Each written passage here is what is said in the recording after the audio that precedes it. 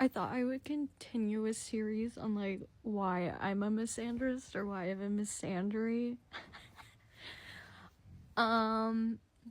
So basically there was one time this one guy, and he was 2 years older than me, and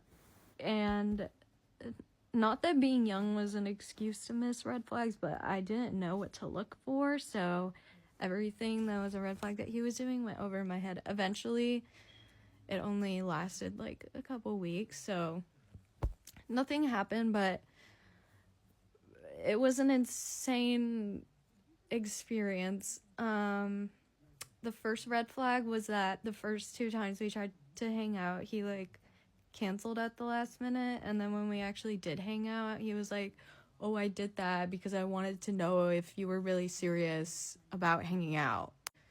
And I was like, okay, you fucking weirdo. But I went over, and like, I remember his parents were there, and I was like, I am just here to hook up with you. Why am I meeting your mom?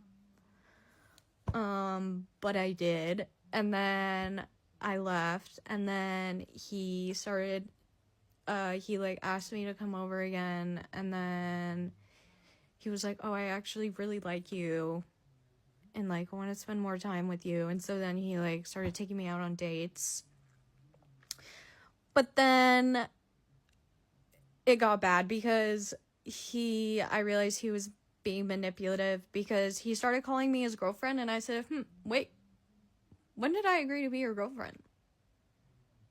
I don't remember that conversation happening, because it didn't.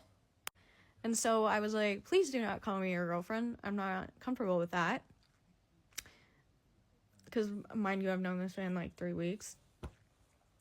Or like I had known him before, but that's how long we had been like actively in communication back and forth. And then he decided to adopt a kitten that was definitely way too young to be taken away from her mom. And yeah, we were just hanging out, and he was like, oh, I have a surprise for you. And I was like, okay. Don't like surprises, especially when it's coming from a man, but sure. Yeah, I was just a black kid, and I was like, what are you doing with a cat, dude? Like, because at the same time, too, I was just learning, oh, he is doing, like, acid and shrooms, like, almost every day. And I was like, this man is not well. So, I think I stayed longer than I should have, partly, too, because of the cat, and, he was just like really manipulative, and every time I like mentioned like leaving, I would just be like, hey, this isn't gonna work out from how this is going. He would just like, I don't know, he was really good at talking his way out of shit. I'm not gonna lie, I'll give him that. But eventually it reached a boiling point on a New Year's Eve party, because the whole night he was like not paying attention to me. So I was like, okay, fuck you. So I just was hanging out with his cat the whole night and with my friend.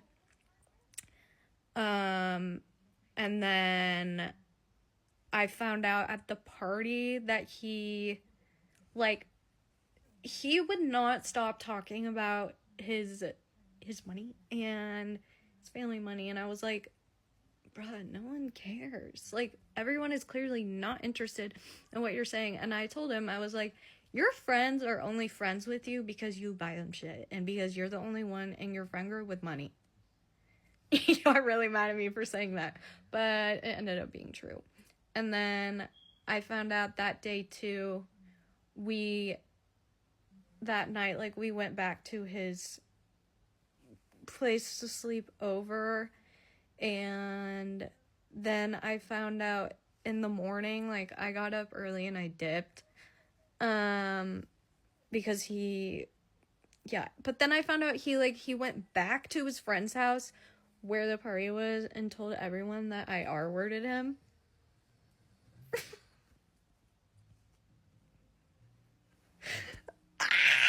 yeah, so after that, after I heard that, like, I don't really remember exactly what happened, but it ended with him FaceTiming me, and then he started yelling at me, and then I started yelling.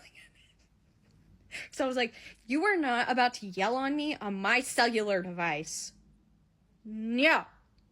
Especially, too, because he was, like, coming for one of my friends at the time. And if you know me, when people attack people that I love, something gets awakened inside of me, and I can't stop it. But yeah, I don't know.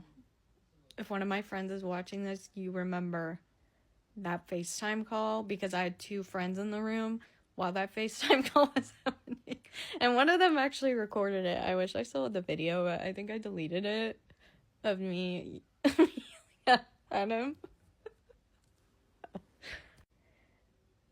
And then the story ended with him, blocked him on everything. And then 2 weeks later, I found out he was in a ward because he went into a psychotic break from all of the drugs that he was taking. So basically every man that comes in contact with me goes to therapy after, or their life goes completely downhill.